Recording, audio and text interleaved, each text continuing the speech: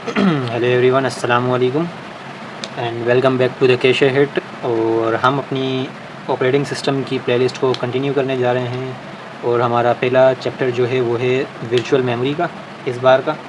अब virtual memory को समझने के लिए हमें कुछ कॉन्सेप्ट्स को समझने की ज़रूरत है। वो ये कॉन्सेप्ट हैं कि भाई हमारे पास जो रैम होती है वो क्या होती है एक्चुअल में। जो हमारी रैम होती है, हमारे पास जो रैम होती है वो हमारी एक लिमिटेड मेमोरी होती है जिसको हम मेन मेमोरी कहते हैं अपनी, और उसके अंदर ब्लॉक साइजेस होते हैं जिसके अंदर डेटा आगे स्टोर होता है।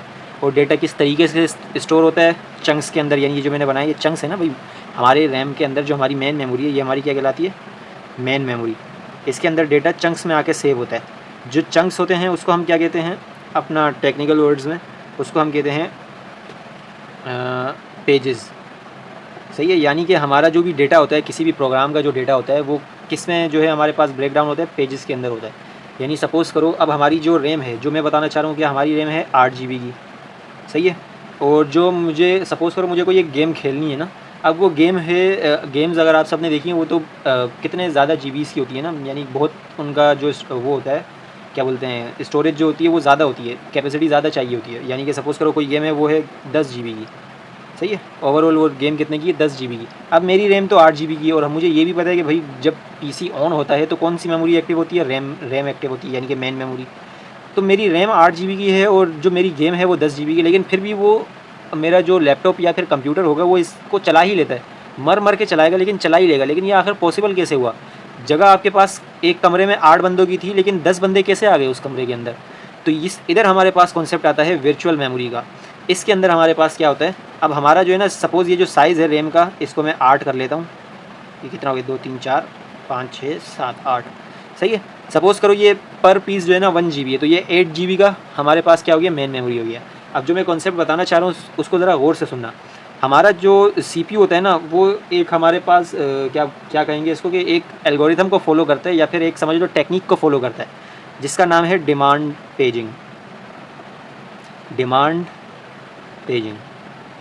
सही है। अब ये डिमांड पेजिंग क्या चीज़ है भाई? सबसे पहले तो ये समझने की ज़रूरत है कि पेजिंग क्या चीज़ है, फिर उसके बाद हम डिमांड पेजिंग पे जाएंगे। पेजेस का कॉन्सेप्ट मैंने अभी बताया कि पेजेस क्या होता है। सपोज़ करो ये 10 GB का जो डेटा था, इस 10 GB को हमने जो है ना पीसीस के अंदर ब्रेक कर दिया, चंक्स के अंदर ब्रेक कर दिया कि भाई एक ये चंक से, एक ये चंक है डेटा का, एक ये चंक है, एक ये चंक से चंक है। इस तरीके से फिर इसको हमने मैप करवाया, अपनी मेन मेमोरी में जाके स्टोर करवा दिया। यानी ये वाला यहाँ स्टोर हो जाए कि भाई तुम जाके इधर स्टोर हो जाओ, तुम जाके कहीं और स्टोर हो जाओ, इस तरीके से ना। तो अब मैं कॉन्सेप्ट जो बताना चाह रहा हूँ वो ये है कि सपोज़ करो आपने रियल लाइफ में भी जब कोई वेबसाइट खोली होगी या फिर वेबसाइट को ओपन करना चाहा होगा, तो एक चीज़ आपने नोट की होगी कि पहले जब आपने वेबसाइट खोली फ्रंट पेज आता है, फिर जब अगर मैंने वहाँ अबाउट पे क्लिक कर दिया वेबसाइट के नेव बार के अंदर, तो क्या होगा? अबाउट का पेज डायरेक्ट खुल जाएगा या पहले लोड होगा? पहले लोड होगा, ज़ाहिर है।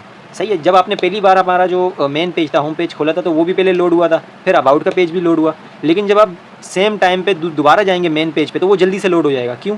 ऐसा क्यों हुआ? ऐसा इसलिए हुआ कि वो पहले से हमारे पास मेन मेमोरी में लोडेड था, यानी कि एक तरीके से जिसको हम आम ज़बान में बोलते हैं ना भाई, कैशे में सेव हो गया ये तो। सही है। तो उस तरीके से उसकी जो एक्सेस थी, डेटा एक्सेस, वो हमारे पास काफ़ी फास्ट हो गया क्योंकि वो CPU के करीब मिल गया अभी हमें।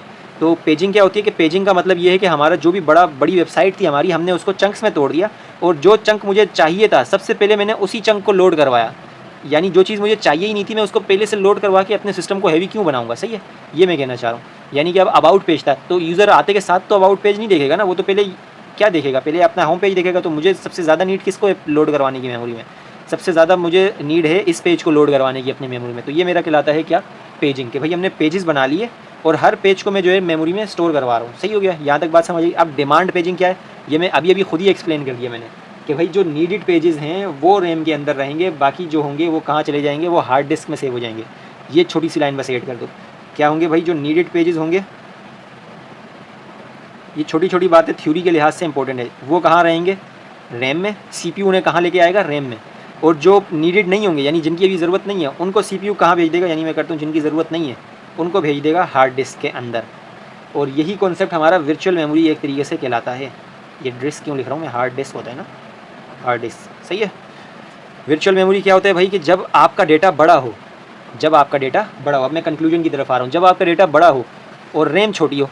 ये देखो रैम तो छोटी है ना, तो CPU क्या करता है? CPU आप जो है ना, आपका सॉरी CPU कह रहा हूँ, ऑपरेटिंग सिस्टम जो आपका है ना, वो ऑपरेटिंग सिस्टम आपके CPU को एक इल्यूजन में डाल देता है कि भाई जो आपकी रैम है ना वो तो इनफाइनाइट है, यानी उसके अंदर इनफाइनाइट डेटा आ सकता है, वो इस इल्यूजन में डाल देता है सीपीयू को। तो सीपीयू क्या करता है, जब वो डेटा गेट करने जाता है तो वो हो सकता है वो डेटा यहाँ ना हो, वो कहाँ हो, वो आपकी सेकेंडरी मेमोरी में रखा हो, यानी कि आपकी रैम के अंदर, रोम के अंदर रखा हुआ हो, हार्ड डिस्क के अंदर, या जो भी आपका सेकेंडरी आप यूज़ कर रहे हो उसके अंदर रखा हुआ हो।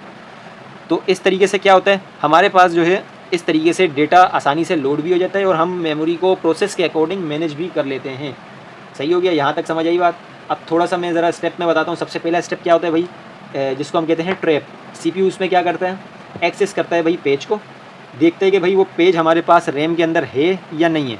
अगर उसे मिल जाता है तो ठीक, अगर उसे नहीं मिलता तो वो क्या करता है, अपना जो भी प्रोसेस चल रहा होता है उसको स्टॉप कर देता है और सेव कर देता है, स्टॉप करके सेव कर देता है। ये हमने लास्ट सेमेस्टर काउ में भी पढ़ा था ना, कंप्यूटर आर्किटेक्चर एंड ऑर्गेनाइजेशन में, और वैसे भी हम पढ़ते आ रहे हैं कि भाई जो भी करंट प्रोसेस होता है अगर इंटरप्ट आ जाए तो वो सेव हो जाता है प्रोग्राम काउंटर या फिर ऐसी कोई भी जो भी चीज़ होती है रजिस्टर वगैरह, वहाँ पे वो अपनी स्टेट को सेव कर लेता है।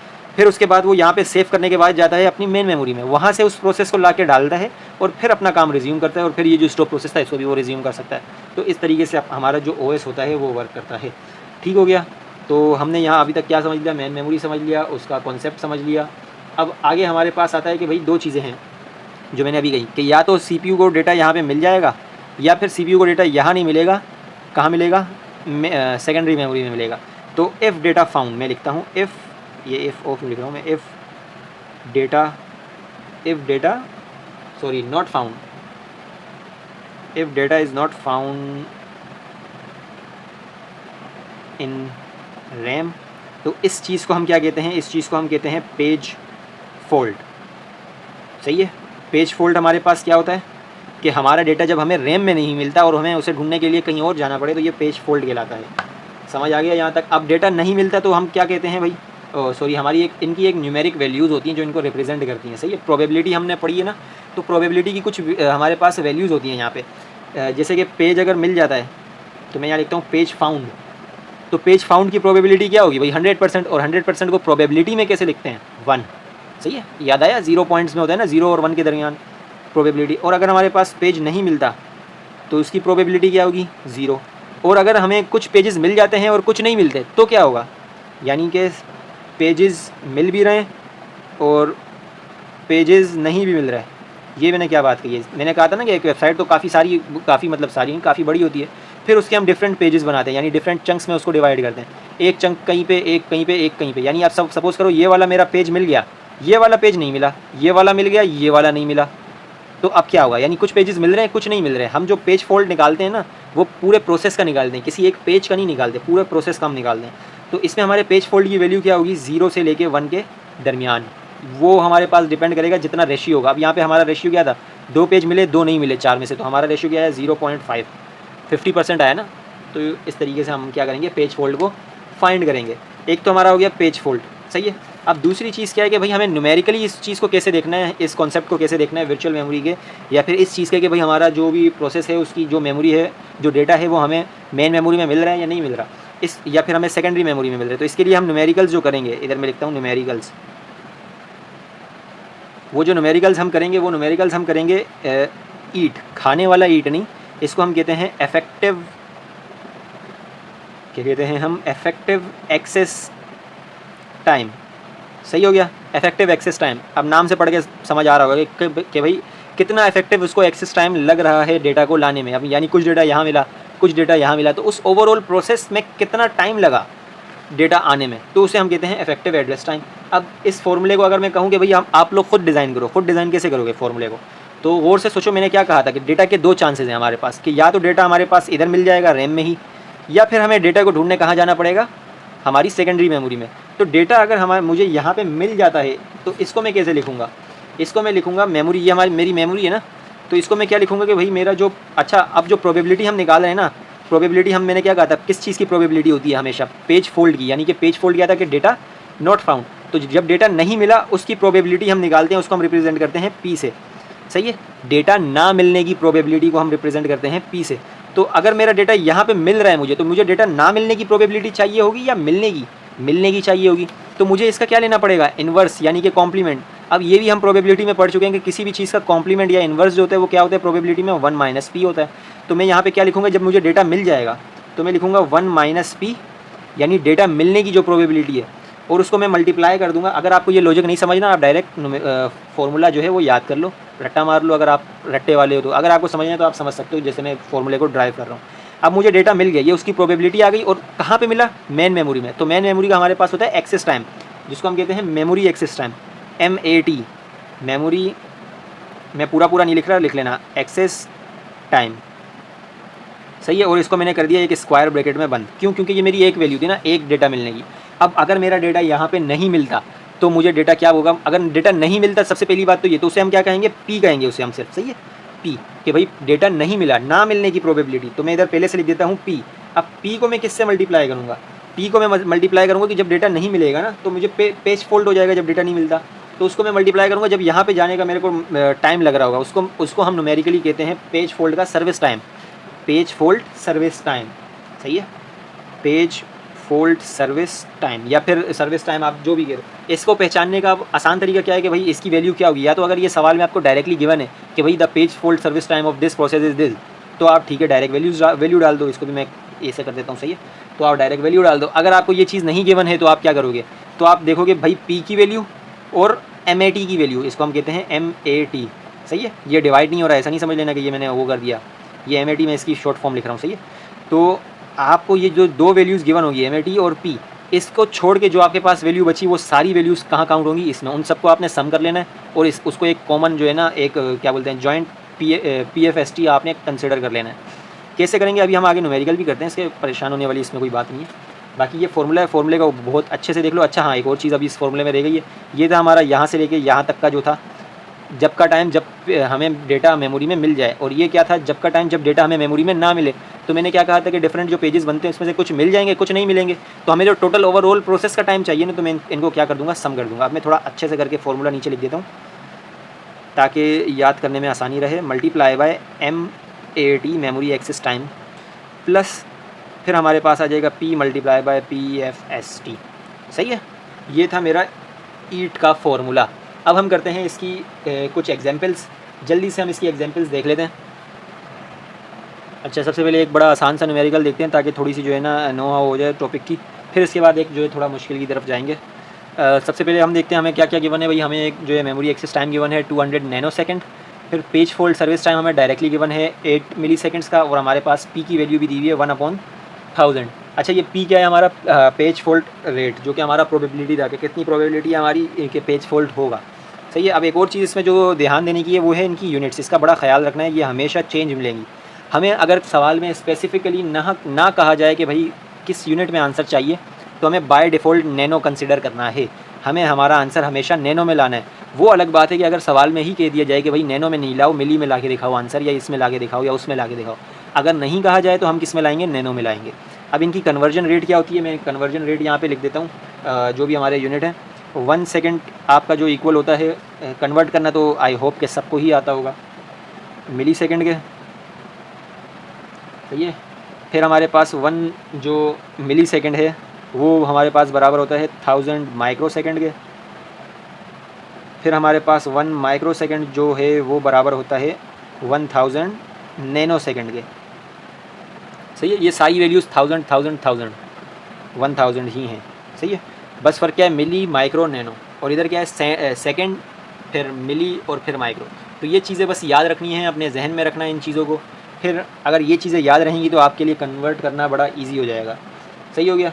तो अब क्या करना है भाई? हमें सबसे पहले तो देखो ये तो नैनो में गिवन है ना। अब हमें सवाल में कोई स्पेसिफिक कहा नहीं था, तो हम किस में लाएंगे? नैनो में आंसर लाएंगे। तो ये नैनो में गिवन है। पेज फॉल्ट हमारे पास 8 मिली सेकेंड है। अब देखो मिली से हमें जाना है, ये रहा मिली, ये मिली सेकेंड है।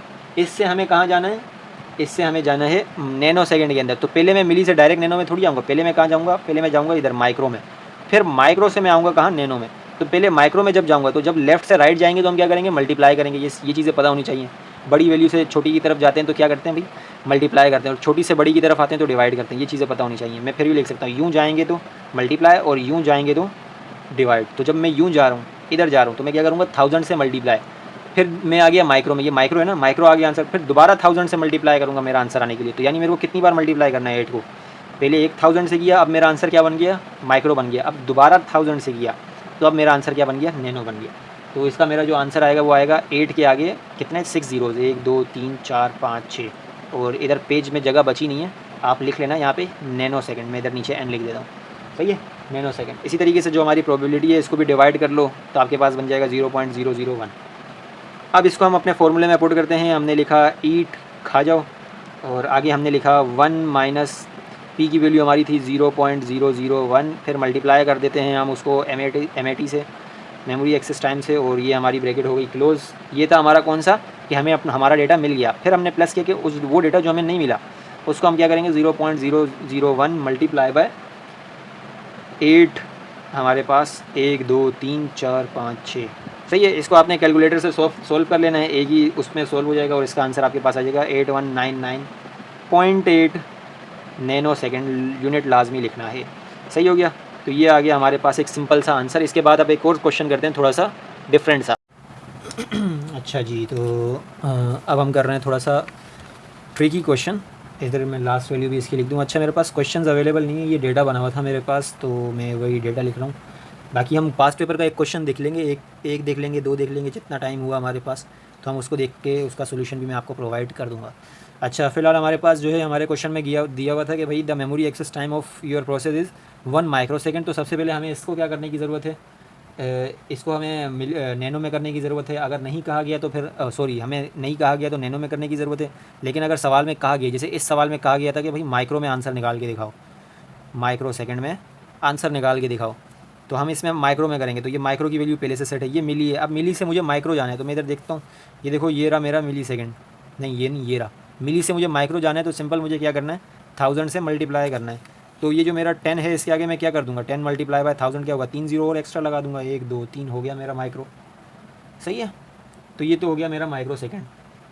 अब इसके अलावा ये था क्या, वैसे ये था मेरा स्वैप पेज टाइम, यानी कि कितना टाइम लग रहा है कि भाई पेज को हम हार्ड डिस्क से स्वैप करवा के रैम में ला रहे हैं, सही है। मैंने एक चीज़ कही थी कि भाई अगर आपको page fold service time mostly क्या होगा कॉमन आपके पास हो सकता है क्या हो कि भाई ये गिवन ना हो या फिर डायरेक्टली हमारे पास स्टेट ना किया हुआ हो कि भाई ये इस चीज़ की वैल्यू है।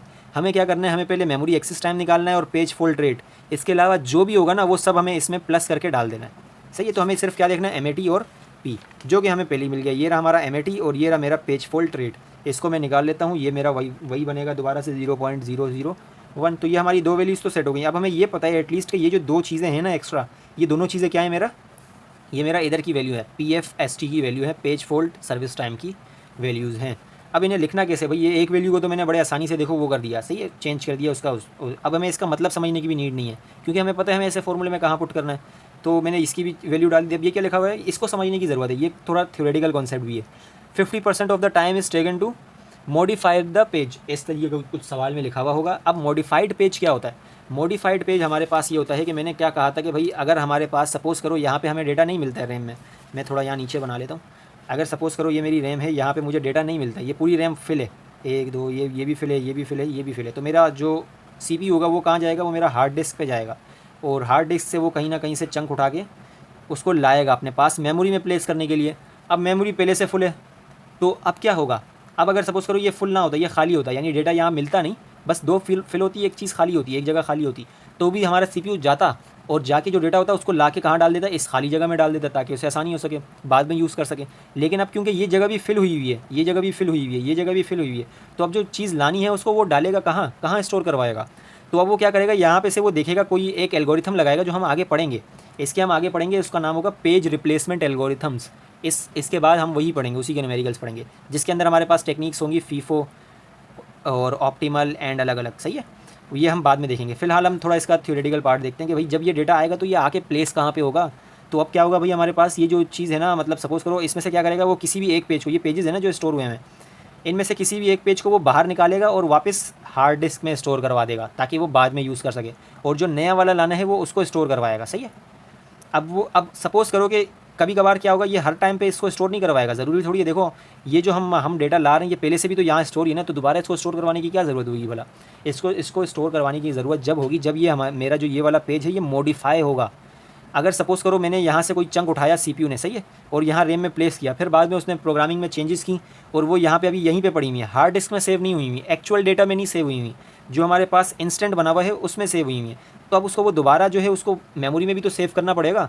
तो वो जो मॉडिफाइड चीज़ होगी वो उसको दोबारा मेमोरी में सेव करने जाएगा पहले, फिर जब वो मेमोरी में सेव करेगा फिर दोबारा आएगा इसको यहाँ पे लाएगा। तो इससे मेरा क्या हुआ, इससे CPU की साइकिल इंक्रीज़ हो गई। तो CPU की साइकिल जो इंक्रीज़ हो गई उसमें एक्स्ट्रा टाइम लग गया। तो यही तो था मेरा पेज मॉडिफाइड का टाइम। उसने क्या कहा कि पेज स्वैपिंग में इतना टाइम तो लग रहा है, सर्विस टाइम तो है, लेकिन 50% उससे एक्स्ट्रा टाइम लग रहा है मॉडिफाइड पेज की देखभाल में, उसको दोबारा स्टोर करवाने में, फिर दोबारा आने में, तो 50% एक्स्ट्रा टाइम लग रहा है। तो मैं क्या करूँगा, इसका 50% एक्स्ट्रा निकाल लूँगा इस चीज़ का। इसका क्यों निकालूंगा, मैंने क्या बताया था कि भाई MAT और पेज फोल्ड को तो हटा दो, साइड पे कर दो, ये तो हमारी एक्चुअल वैल्यूज़ हैं जो हम फॉर्मूले में पुट करेंगे। उसके अलावा जो बचा उससे हमें गेम खेलनी है, सही है। तो अब मैं क्या करूँगा, इसका 50% बताओ क्या होगा, 10 मिली सेकेंड्स का 50%, 5 मिली सेकेंड्स। अब मुझे इसको माइक्रो में लाना है, तो क्या कर दूँगा, मल्टीप्लाई बाय 1000 कर दूँगा, सॉरी ये तो 100 है ना, तो हमारा आंसर आ जाएगा 5000 और आगे लिख दूँगा मैं माइक्रो सेकेंड, सही है। अब इसको आप ऐसे भी कर सकते थे कि भाई 50% ये माइक्रो में तो आपने पहले से किया हुआ है, तो आप डायरेक्ट कर लो भाई, 10,000 था तो 50% क्या बन जाएगा, आधा उसका 5000। आपकी मर्ज़ी, आप जैसा करना चाहो। लाइट चली गई थी यार ये सवाल शुरू करते हुए, खैर कराची ये होता है। तो अब हम क्या करते हैं, हमने सारी चीज़ें कर ली, अब इसको सिर्फ फॉर्मूले में हमें पुट करना है। हम आते हैं इधर। अच्छा, एक और चीज़ जो हमने नहीं की है, ये हमारा 5000 और ये हमारा 10,000, ये मैंने क्या कहा था कि टोटल हमारे पास मिल के पेज फोल्ड सर्विस टाइम बनेगा। तो 10 और 5 हमारे पास बन गया 15,000। ये आप लिख लेना, यहाँ पे सम कर लेना, मैं डायरेक्ट लिख रहा हूँ, सही है। तो मेरे पास आ जाएगा 1 माइनस P ना, तो P की वैल्यू मेरे पास क्या थी, 0.001, सॉरी ये क्या कर दिया मैंने, 0.001, और क्या कर रहा हूँ ये मैं, मल्टीप्लाई करके हमारे पास क्या था कि हमें MAT से मल्टीप्लाई करना था ना, तो हमारे पास आ जाएगा 1, सिंपल माइक्रो में लेना है आंसर, ये याद रखना। फिर हमारे पास दोबारा से आ जाएगा 0.001 मल्टीप्लाई बाय 15,000, क्योंकि हमने टोटल इन दोनों को मिला के हमारा वो होगा। तो इसका जब आप कैलकुलेटर से आंसर निकालेंगे, वो आंसर कुछ आपके पास आएगा 15.999 and so on micro second, सही हो गया। तो इस तरीके से हमने कर लिए 2 क्वेश्चन। इसके अंदर हमारे पास क्या गिवन है, हमें मालूम करना है इसमें P की वैल्यू, यानी कि प्रोबेबिलिटी ऑफ पेज फोल्ड, कि भाई पेज फोल्ड होगा कितनी बार होगा, ये इसकी प्रोबेबिलिटी हमें निकाल के दिखानी है। इस क्वेश्चन में दिया हुआ क्या है, हमारे पास एक एम्प्टी पेज का सर्विस टाइम दिया हुआ है और मॉडिफाइड पेज का सर्विस टाइम दिया हुआ है, सही है। 2 चीज़ें हमें दी हुई हैं। पिछले सवाल में हमारे पास सिर्फ मॉडिफाइड पेज था, तो हमने क्या किया था, उसको जितना टाइम लग रहा था उसको हमने वो निकाल दिया था, परसेंटेज उसकी निकाल दी थी टाइम की। इस बार हमारे पास एम्प्टी पेज भी है, तो अगर मॉडिफाइड पेज में हमारे पास 60% टाइम लग रहा है, तो हमारे पास एम्प्टी पेज में कितना लगेगा, यहाँ पे मैं लिख देता हूँ, एम्प्टी पेज टेक्स टाइम 40%, सही है। ये तो बेसिक मैथ हो गई ना हमारे पास, सही है। और हमारे पास ईट की वैल्यू भी गिवन है, तो अब हमें P की वैल्यू निकालनी है, यानी हमारे पास जो मेन एक ये है और एक हमारे पास मेन ये है। इसके अलावा बाकी सब हमारा क्या होगा, बाकी सब हमारा किस में काउंट होगा, बाकी सब हमारा पेज फोल्ड रिक्वेस्ट है, उसमें क्या बोलते हैं अपना PFST में काउंट होगा। यानी कि हमारा जो था क्या था, उसका फुल फॉर्म क्या थी, फुल फॉर्म भूल गया मैं, page fold service rate, sorry, हाँ। तो अब इसमें हमारे पास क्या है कि भाई मॉडिफाइड पेज का हमें परसेंटेज भी गिवन है और मॉडिफाइड पेज का हमें टाइम भी गिवन है। तो इस टाइम को हमने इस परसेंटेज से निकालना है, इस टाइम को हमें इस परसेंटेज से निकालना है मल्टीप्लाई करके। सॉल्यूशन हम करते हैं, सबसे पहले हम जो है ना पेज फोल्ड सर्विस टाइम की वैल्यू निकाल लेते हैं कि इसकी वैल्यू क्या होगी। तो हमने क्या करना है भाई, सबसे पहले हमारा 60 मल्टीप्लाई हो रहा है किससे, 16 से ना, ऐसे ही है।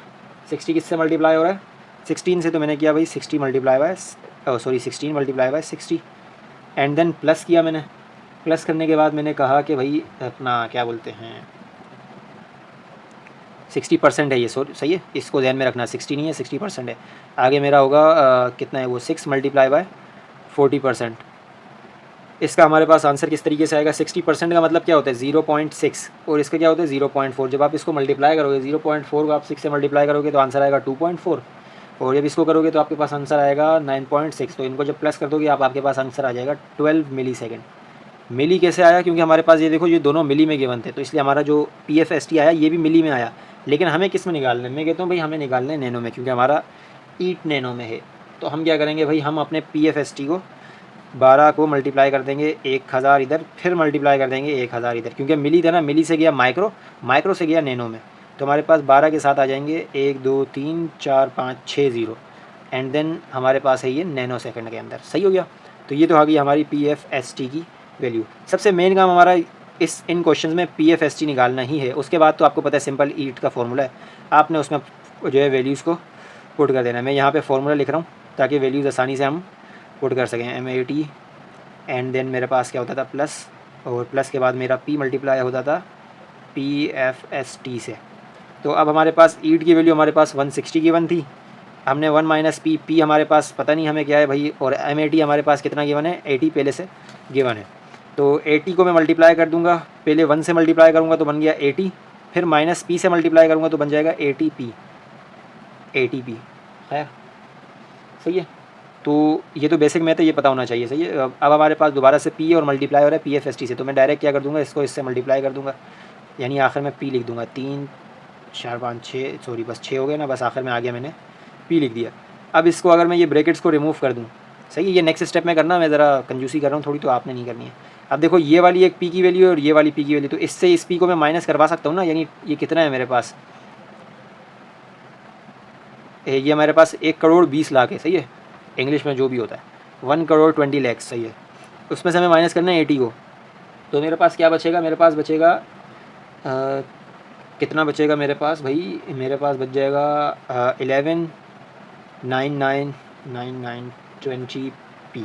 सही है, ये कैलकुलेटर से खुद कर लेना, सिंपल मैथ्स में ज़रा टाइम बचाने के लिए कर रहा हूँ। जब आपने इसको इससे माइनस किया, क्योंकि देखो इसके साथ था प्लस, इसके साथ था माइनस, और ये जो अब 80 बचा ये प्लस का था ना, 80 इसके पीछे प्लस लिखा हुआ था। जब ये 80 इधर प्लस का है तो इसको मैं ले जाता हूँ इधर, क्योंकि इसका इधर कोई काम नहीं है ना, ये तो P वाली दुनिया है, हमें इधर आ रहे हैं भाई नंबर वाले में। तो जब मैं इसको इधर लाऊंगा तो इधर भी आके ये क्या हो जाएगा, माइनस का 80। अब हम क्या करते हैं, इसको माइनस करवाते हैं, माइनस का 80 करवाया तो 80 ही बच गया, और जब ये मेरे पास इससे मल्टीप्लाई हो रहा था इधर आके क्या हो जाएगा, डिवाइड 11,999,920 एंड देन मेरे पास आ जाएगा P का आंसर। P का आंसर मेरे पास आएगा, जब आप इसको डिवाइड करवा दोगे तो मेरे पास आ जाएगा 6.66। और आगे आप जितना लिखना चाहो पॉइंट में वो आपकी मर्ज़ी, ना लिखना चाहो तो ना लिखना चाहो भाई 7, और आखिर में आपका आ रहा है पावर माइनस का 10 की पावर माइनस का 6। सही है, तो ये हो गया आपका इसका आंसर। ये मैं कहाँ लिख रहा था, नज़र ही नहीं आ रहा था, ये लो भाई अब देख लो। सही है, तो इस तरीके से आपने क्या करना है, P की वैल्यू को कैलकुलेट कर लेना है। तो इस वीडियो के लिए इतना ही, बाकी आप कॉन्सेप्ट सेम रहेगा, आपने कोशिश करनी है कि जितनी ज़्यादा आप इन न्यूमेरिकल्स की प्रैक्टिस करें उतना ही आपके लिए बेहतर होगा। इसके बाद हम नेक्स्ट वीडियो में कंटिन्यू करेंगे अपना पेज रिप्लेसमेंट एल्गोरिथम्स को। पेज रिप्लेसमेंट एल्गोरिथम में हम फीफो एंड ऑप्टिमल ये सारी चीज़ें पढ़ेंगे। तो मिलते हैं नेक्स्ट वीडियो में। अल्लाह हाफ़िज़।